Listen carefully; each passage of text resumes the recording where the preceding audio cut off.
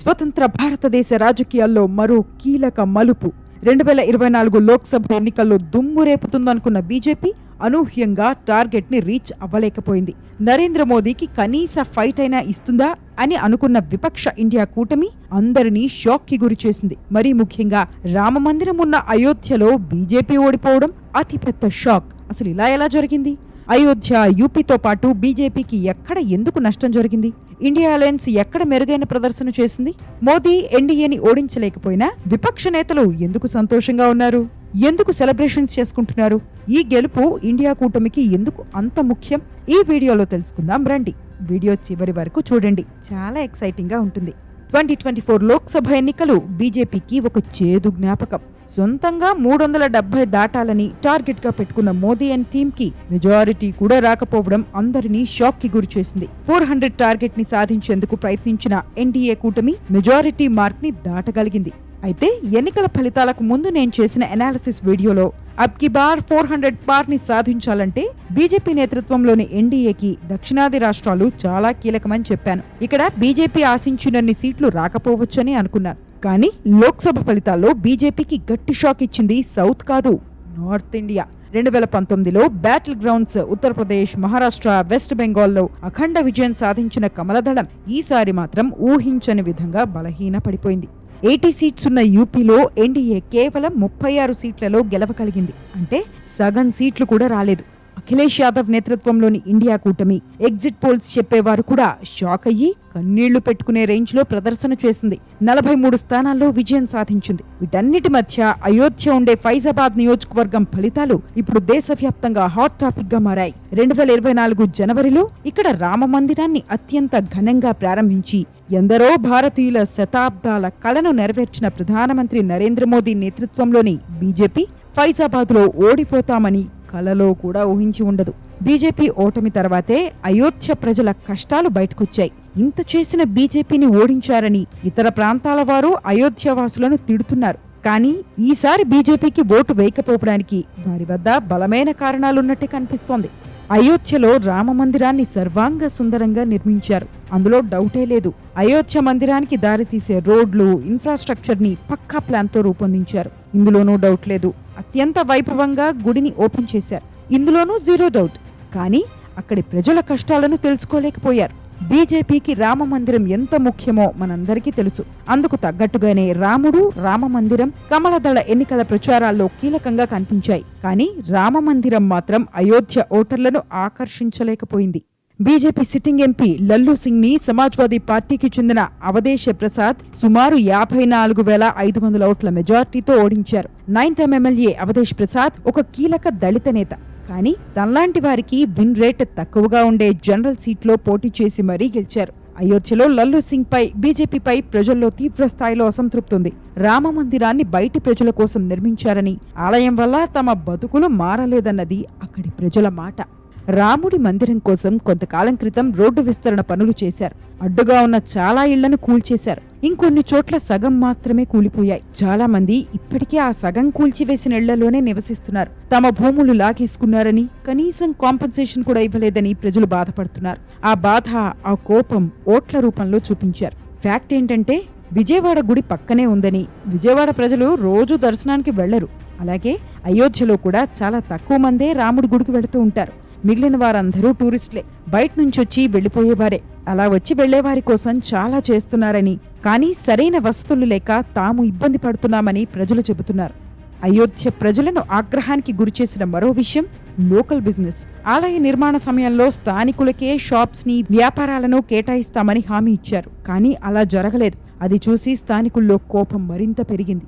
ఇక Faizabad sitting BJP అభ్యర్థి కూడా ఓటమికి ఒక ప్రధాన కారణం. 400 సీట్లొస్తే రాజ్యాంగాన్ని మార్చే అవకాశం మోదీకి వస్తుందని, ఎన్డీఏని గెలిపించాలని మాట్లాడిన చాలా మంది బీజేపీ నేతల్లో లల్లు సింగ్ ఒకరు. 3వ ఎంపీగా పోటీ చేస్తున్న ఆయన గత 5 ఏళ్లలో చేసింది ఏమీ లేదనేది ప్రజల అభిప్రాయం. ఒకవేళ చేసినా అది బయటవారి కోసమేనని, స్థానికులను ఎన్నడూ పట్టించుకోలేదని ప్రజలు ఫీల్ అవ్వడం మొదలుపెట్టారు.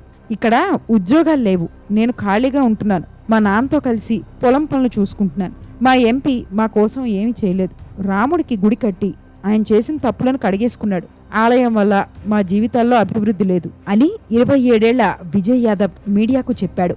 సరిగ్గా అదే సమయంలో సీన్లోకి ఎంట్రీ ఇచ్చారు అవధేష్ ప్రసాద్. రామమందిరంలో భూములు, ఇళ్లు కోల్పోయిన వారిని తన వైపు తిప్పుకున్నారు. వారందరికీ న్యాయం జరిగేలా చూస్తానని హామీనిచ్చారు. అంతేకాకుండా రాజ్యాంగంపై లల్లూ సింగ్ చేసిన మాటలను తన ప్రచారాస్త్రంగా మార్చుకున్నారు.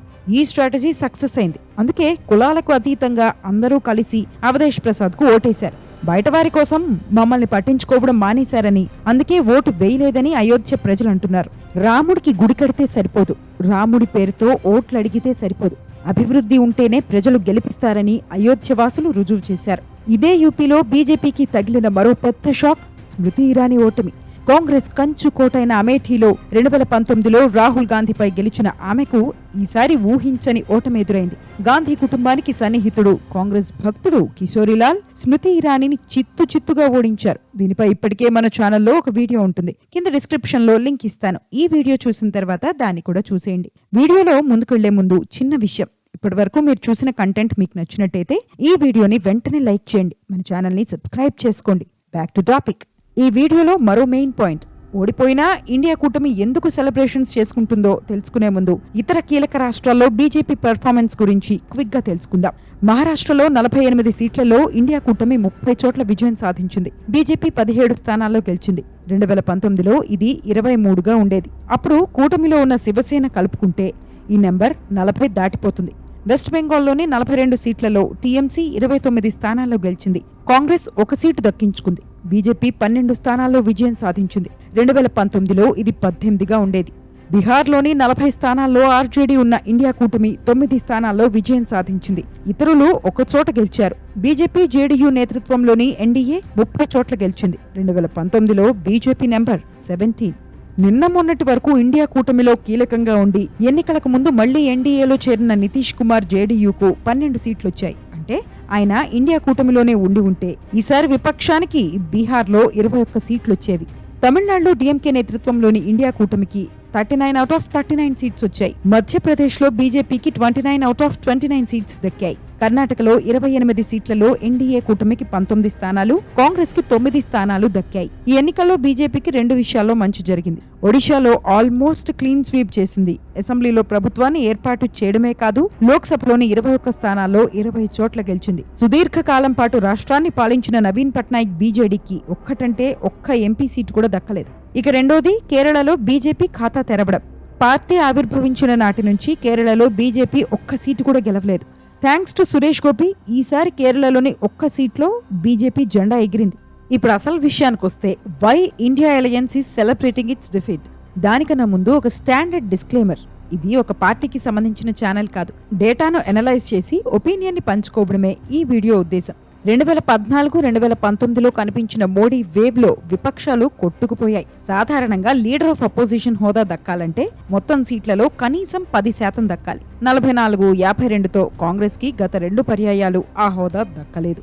ఈసారి కూడా మోదీ వేవ్ కంటిన్యూ అవుతుంది. ఎన్డీఏకి 400 కన్నా ఎక్కువ సీట్లు వస్తాయని 2024 ఫలితాలకు ముందు వచ్చిన ఎగ్జిట్ పోల్స్ తేల్చాయి. కానీ అంచనాలను తలకిందులు చేస్తూ విపక్ష ఇండియా కూటమి సంచలనం సృష్టించింది. మోదీ అండ్ టీమ్ కి టఫ్ ఫైట్ ఇచ్చి టార్గెట్ 400ని క్రాష్ చేసింది. బీజేపీకి సొంతంగా మెజారిటీ రాకుండా చేసింది. ఎన్డీఏ పాలనలో గత కొన్నేళ్లుగా విపక్షాలు అలసిపోయాయి.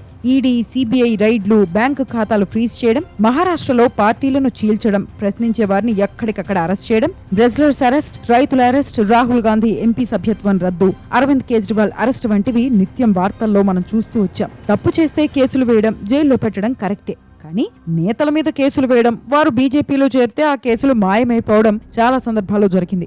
ఎన్సీపీ అజిత్ పవార్, కాంగ్రెస్ నుంచి బీజేపీకి వెళ్లిన మహారాష్ట్ర మాజీ సీఎం అశోక్ చౌహాన్లు ఇందుకు ఉదాహరణ. ఇవన్నీ విపక్షాలను ఉక్కిరిపిక్కిరి చేశాయి. ఈసారి మోదీకి 400 కన్నా ఎక్కువ సీట్లొస్తే ఇంకెన్ని చూడాల్సి వస్తుందో అని విపక్షాలనుకున్నాయి.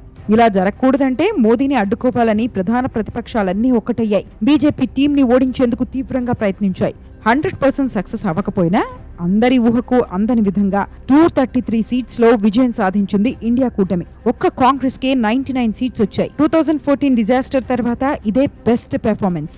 ఇక్కడ యూపీ గురించి ప్రత్యేకంగా మాట్లాడుకోవాలి. బీజేపీ దగ్గర అన్ని పాజిటివ్ ఎలిమెంట్స్ ఉన్నాయి. రామ్ మందిర్, దేశంలోనే అత్యంత ప్రజాదరణ కలిగిన సీఎం, ఎట్సెట్రా ఎట్సెట్రా. కానీ కమలదళానికి యూపీ పెద్ద షాక్ ఇచ్చింది. రామ మందిరంపై బీజేపీ ఎక్కువ ఆధారపడిందని, కానీ నిరుద్యోగం, పేపర్ లీక్, ద్రవ్యోల్బణం, అగ్నివీర్ వంటి అంశాలపై ప్రజల్లో వ్యతిరేకత ఎక్కువగా ఉందని రాజకీయ విశ్లేషకుల మాట.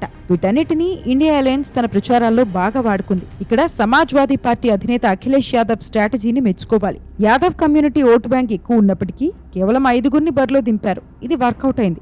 నాన్ యాదవ్ ఓబీసీ, ముస్లిం ఓట్లు కూడా ఎస్పీకే పడ్డాయి. బీజేపీ అధికంగా ఆధారపడే ఎస్సీ ఓట్లు కూడా ఎస్పీకే వెళ్లాయి. బీఎస్పీతో ఓట్లు చీల్చి తమకు మంచి జరుగుతుందని బీజేపీ భావిస్తే అసలు బీఎస్పీకి పెద్దగా ఓట్లే పడలేదు. యూపీలో రాహుల్ గాంధీ, ప్రియాంక గాంధీ, అఖిలేష్ యాదవ్లు కలిసి పనిచేసిన విధానానికి ఇప్పుడు ప్రశంసలు దక్కుతున్నాయి. యూపీలో బీజేపీని ఓడించడం అంటే నిజంగా మామూలు విషయం కాదు. అటు మహారాష్ట్రలో పార్టీలు చీలిపోయినా ఉద్ధవ్ ఠాక్రే, శరద్ పవార్లు ఎదురీది ఒక్కటిగా నిలిచి పోరాడారు. పార్టీ పని అయిపోయిందనుకుంటే మైటీ ఎన్డీఏని ఓడించారు. బెంగాల్లో ఇండియా కూటమి లేకపోయినా బీజేపీ దండయాత్రను మమతా బెనర్జీ సమర్థవంతంగా ఎదుర్కొన్నారు. ఈడీ కేసులు, అరెస్టులు, స్కామ్లు ఉన్నా సోలోగా వెళ్లి కమలదళాన్ని అడ్డుకున్నారు. అందుకే విపక్ష ఇండియాకి ఈ 2024 లోక్సభ ఎన్నికలు చాలా ప్రత్యేకం. కలసికట్టుగా పోటీ చేస్తే 10 ఏళ్లుగా ఉన్న మోదీ ఇమేజ్ గోడని కూల్చవచ్చన్నది విపక్ష నేతలకు అర్థమైంది. మరి ఈ ఎన్నికల ఫలితాలు వన్ టైం ఎక్సెప్షనా, లేక రానున్న రోజుల్లో జరిగే వివిధ రాష్ట్రాల అసెంబ్లీ ఎన్నికల్లో కూడా రిపీట్ అవుతుందా అన్నది వేచి చూడాలి. ఇంత చెబుతున్నాను కదా అని ఇండియా కూటమిలో అంతా పాజిటివే, నెగటివ్ లేదనుకుంటే పొరబడినట్టే. అసలు కథ ఇప్పుడే మొదలైంది. అన్ని పార్టీలు కలిసికట్టుగా ఉంటాయా లేదా అనేది ఇక్కడ కీలకం.